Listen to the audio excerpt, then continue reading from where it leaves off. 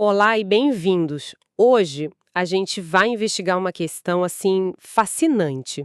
Como um movimento religioso que nasceu de uma profecia sobre o fim do mundo que falhou e falhou de forma pública e espetacular. Uhum.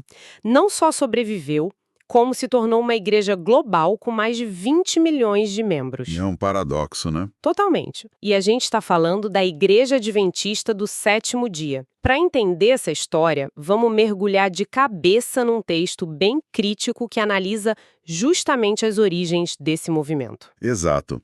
E a missão aqui é tentar desvendar a resposta que essa fonte oferece que, olha, parece estar num caldeirão de fervor, pânico e uma das manobras teológicas mais engenhosas do século XIX. E o fio da meada, o ponto central que conecta tudo, segundo esse material, é uma doutrina que o autor chama de a espinha dorsal do Adventismo. O juízo investigativo. Isso. Uma ideia que, para quem está de fora, soa bem complexa, né? E é. A fonte argumenta que ela é tão central e, ao mesmo tempo, tão frágil que, assim, a compreensão completa dela pode levar um membro a uma crise de fé. Por quê? Porque, segundo essa análise, ela não se sustenta só na Bíblia. Ela depende massivamente dos escritos de Ellen White, uma das fundadoras, e ainda por cima impõe um padrão de perfeição quase sobre-humano. Entendi. Então, para desvendar esse mistério que você falou, a gente precisa entender de onde essa doutrina veio. E para isso, a gente tem que voltar para o começo de tudo. Certo. Então, vamos começar pelo começo. Quem era, tipo, o paciente zero desse movimento? A fonte nos joga direto na história de um cara chamado William Miller. E o perfil dele já é curioso, né? Sim, ele é descrito como um fazendeiro, nascido em 1782, lá em Nova York, com pouca educação formal. Mas ele era um leitor voraz, um autodidata. E a biografia dele é bem eclética, sabe? Ele não foi só fazendeiro. Ele foi xerife, juiz de paz, capitão na guerra de 1812 contra os britânicos. Nossa! E tem um detalhe que a fonte ressalta. Ele foi um maçom muito ativo. Chegou a grão-mestre antes de renunciar à ordem mais tarde, depois da conversão religiosa dele. Era aí. Um fazendeiro com pouca educação formal vira xerife, juiz, capitão de guerra e ainda grão-mestre maçom. Que tipo de pessoa era esse William Miller? Então, ele é retratado como alguém metódico, persistente e talvez um pouco obsessivo. E isso fica muito claro no ponto de virada da vida dele, em 1816. A conversão. Exato. Depois de uma experiência de conversão, ele decidiu estudar a Bíblia de uma forma radicalmente sistemática. Por 2 anos ele se trancou com a Bíblia e uma concordância. E o método dele era, assim, simples e exaustivo. Ele não passava para o próximo versículo até sentir que tinha entendido completamente o anterior. Ele foi de Gênesis ao Apocalipse, versículo por versículo. Uau! Isso é dedicação. E foi nesse mergulho profundo que ele encontrou algo que ninguém mais tinha visto. Exato. Foi quando ele chegou no livro de Daniel que as coisas mudaram.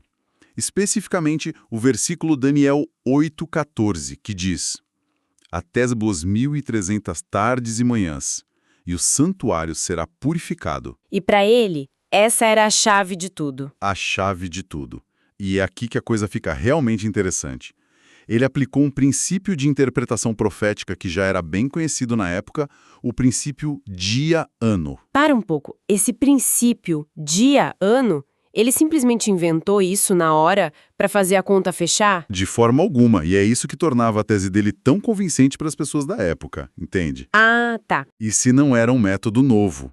Era uma forma respeitada de interpretação profética usada por teólogos protestantes por séculos, incluindo gigantes como Isaac Newton.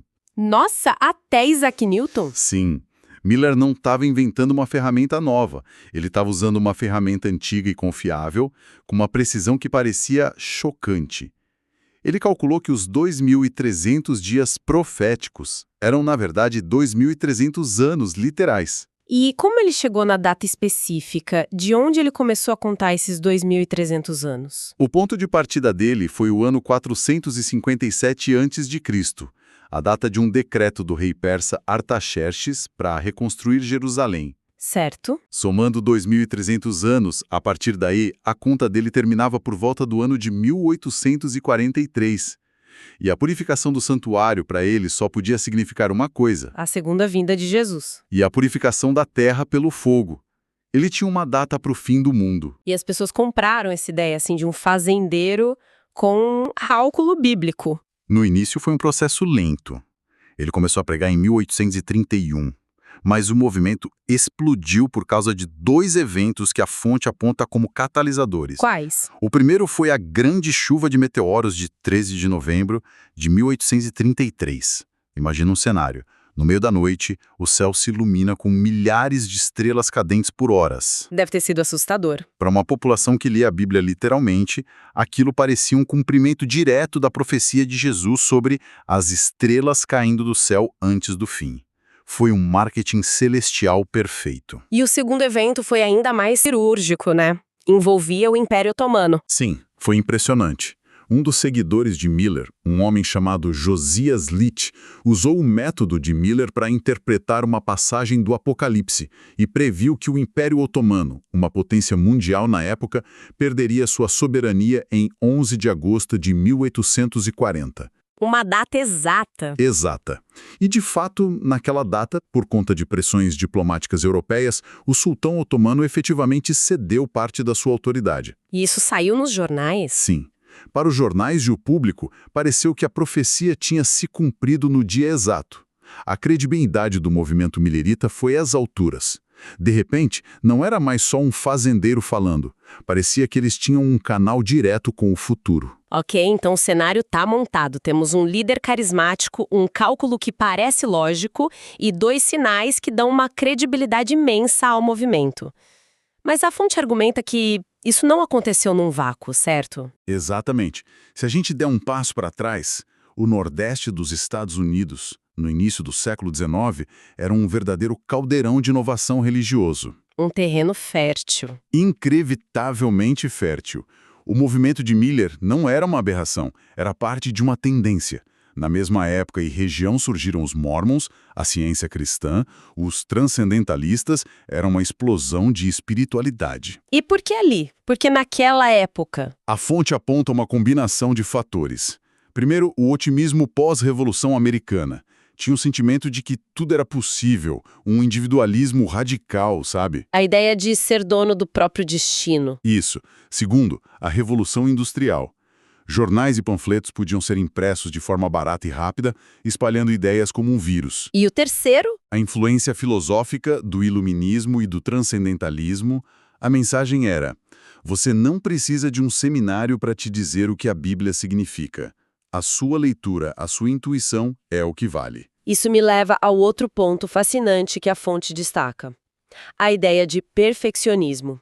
A busca pela perfeição não era só espiritual, mas também física. Sim, e essa é uma conexão crucial que o autor faz. Havia uma crença generalizada de que, para ser espiritualmente puro, você precisava ser fisicamente puro. Isso significava um controle rigoroso sobre a dieta e a vida sexual. E a figura central disso era quem? Um sujeito chamado Sylvester Graham. Não acredito. Graham como na bolacha cracker, a de água e sal. Ele mesmo. O inventor da farinha Graham e da bolacha cracker. Ele era o guru da saúde da época. Pregava uma dieta vegetariana radical, sem temperos, sem pimenta, sem mostarda, sem café. Por que sem temperos? Ele acreditava que temperos excitavam os nervos e levavam a pensamentos impuros e, pior, a masturbação, que ele considerava uma das piores calamidades para a saúde. Nossa, que detalhe fantástico. Quer dizer que essa obsessão com dieta como caminho para a elevação espiritual não é de hoje. E qual a conexão disso com os adventistas? A conexão, segundo o autor, é direta. Décadas depois, Ellen White introduziria a famosa reforma de saúde adventista com muitas dessas mesmas proibições: carne, especialmente a de porco, temperos, café, chá. Então a fonte sugere que não foi uma revelação divina. A fonte argumenta de forma contundente que o que foi apresentado depois como uma revelação divina exclusiva para Ellen White era, na verdade, um reflexo direto, quase um plágio, das ideias de saúde que já eram super populares na época, vindas de figuras como o Dr. Graham. Era esse caos de otimismo, invenções, gurus da saúde, e em cima de tudo isso veio uma onda de fervor religioso. Uma onda gigantesca. O segundo grande despertar, especialmente na década de 1830. Era um período de rivalismo religioso intenso. Reuniões em tendas, cultos altamente emotivos onde as pessoas choravam, gritavam, tremiam e caíam no chão em transe. Uma loucura. O autor descreve a sociedade como um pêndulo oscilando entre o racional e a demência. E eventos cósmicos, como a aparição do cometa Halley em 1835, só jogavam mais lenha na fogueira do medo do apocalipse. É difícil imaginar como uma única voz, como a de William Miller e mais tarde de Ellen White, conseguiu se destacar no meio de tanto barulho. A questão principal que a fonte levanta é justamente essa. Ela não era uma voz única. Esse ambiente febril produziu uma safra enorme de autoproclamados profetas e videntes. Ah, entendi. O ator argumenta que a narrativa adventista tradicional de que Ellen White foi uma luz especial num tempo de trevas é historicamente imprecisa. Ela não estava sozinha, tinha uma multidão de gente afirmando receber visões divinas. E quem eram essas outras pessoas? A fonte dá exemplos? Vários. E as semelhanças são impressionantes. Na Inglaterra, uma mulher chamada Joanna Southcott já pregava sobre a importância de guardar o sábado. Na Alemanha, a freira Catherine Emmerich tinha visões detalhadas. Mas e nos Estados Unidos, no mesmo ambiente? Sim, lá era ainda mais intenso. A fonte destaca a Madrienne Lee, fundadora dos Shakers. A retórica dela é apontada como muito similar à de Ellen White. Como assim? Ela proibia carne de porco, pregava pacifismo e, crucialmente, afirmava que seu grupo tinha recebido uma nova luz de Deus, uma verdade especial para os últimos dias. Essa ideia de ser um movimento único e escolhido era comum, entende? Entendo. Havia também George Rapp, um profeta que convenceu seus seguidores a entregar todas as suas propriedades em nome dele como teste de fé. A lista é longa, menciona Mary Grove Nichols, John Alexander Dowie. Tudo bem, a fonte lista todos esses outros profetas, mas, para ser justa, um adventista poderia argumentar que eles eram só o ruído de fundo, as falsificações que provavam que uma mensagem genuína, a de Ellen White, era necessária. A fonte aborda isso? Ela não aborda diretamente esse contra-argumento teológico, mas o argumento histórico dela é que as ideias não eram genuinamente novas. A defesa do sábado, a reforma de saúde, as visões, a retórica da nova luz, nada disso, segundo a análise, surgiu do nada no adventismo. Eram ideias que estavam no ar. Exatamente. Eram parte de um ecossistema de fanatismo religioso. A perspectiva do autor é que o adventismo não foi uma revelação única, mas sim um remix, uma compilação das ideias mais potentes que circulavam nesse ambiente. O que nos leva ao clímax de toda essa história. O movimento de Miller cresceu, ganhou milhares de seguidores, e a data final, depois de um reajuste, foi marcada. 22 de outubro de 1844. O que aconteceu nesse dia? A expectativa era total. Milhares de pessoas venderam suas propriedades, abandonaram colheitas, se despediram de vizinhos, muitos se reuniram em cemitérios para encontrar seus entes queridos ressuscitados, outros subiram em colinas. Para estarem mais perto de Jesus. Isso. Eles esperaram o dia inteiro. A noite chegou, a meia-noite passou e nada, absolutamente nada aconteceu. Consigo imaginar a devastação. Como a fonte descreve o dia seguinte? Como o grande desapontamento. A descrição é de uma dor e confusão profundas. O dia seguinte foi de choro, desespero e, pior, de zombaria pública. Os vizinhos riam, ridicularizavam os crentes. O movimento acabou ali? Se estilhaçou. Milhares abandonaram a fé, completamente desiludidos. Parecia o fim definitivo e humilhante do millerismo. Então, como o movimento se recupera disso? Como algo que falhou tão publicamente não vira só uma nota de rodapé bizarra na história? É aqui que a manobra teológica engenhosa que a gente mencionou no início entra em cena. A resposta, segundo a fonte, não veio de uma nova profecia, mas de uma brilhante e desesperada reinterpretação. Uma reinterpretação? Pouco depois do desapontamento, um dos seguidores de Miller, Hiram Edson, teve uma visão enquanto caminhava por um milharal. A ideia que surgiu foi radical. William Miller não errou a data, ele errou o evento. Como assim? O evento era a volta de Jesus. O que mais poderia ser? É aqui que nasce a doutrina do juízo investigativo. A nova explicação foi a seguinte: a Bíblia fala de um santuário no céu, do qual o terrestre era uma cópia, né? Certo. Esse santuário celestial tem 2 compartimentos. A nova teologia dizia que, em 22 de outubro de 1844, Jesus não veio para a Terra. Em vez disso, ele passou do primeiro compartimento, o lugar santo, para o segundo, o lugar santíssimo, lá no céu. E o que ele foi fazer lá? Ele começou a purificar o santuário celestial. E o que significa purificar o santuário celestial? Significa começar o juízo investigativo.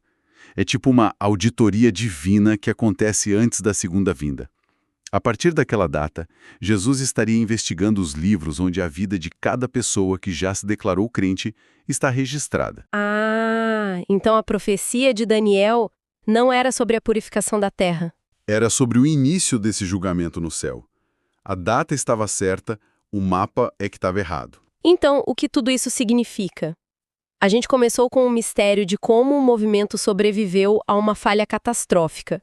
E a resposta, segundo essa fonte, é que ele sobreviveu ao redefinir a própria falha. Exatamente. O grande desapontamento foi ressignificado como o início do evento mais importante da história da salvação. Nossa! E a fonte conclui de forma, demolidora. O argumento é que o evento fundador da Igreja Adventista não foi um milagre, mas o contrário, a necessidade de explicar uma profecia que falhou. A doutrina nasceu para corrigir um erro. Isso. O juízo investigativo foi a solução que permitiu que um pequeno grupo continuasse. Então, na visão do autor, toda a estrutura da igreja está construída não sobre uma rocha, mas sobre a areia movediça de uma data errada e uma teologia criada às pressas para justificar o erro. E isso nos deixa com uma reflexão final, que vai um pouco além do material, né?